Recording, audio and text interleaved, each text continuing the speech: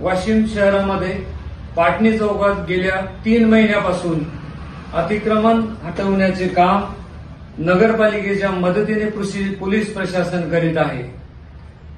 त्यासाठी पाटणी चौकातील फ्रूटवाल्यांना नगरपालिकेने काही ठिकाणी नंदी महाराज मंदिरच्या बाजूला किंवा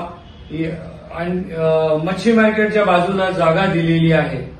तरीही काही फळ विक्रेते हे सदर ठिकाणी फळ विक्रीचा व्यवसाय न करता रोडवर येऊन वाहतुकीचा अडथळा निर्माण करतात। म्हणून अशा फळ विक्रेत्यांवर नगरपालिकेच्या मदतीने आज कारवाई करण्यात आली।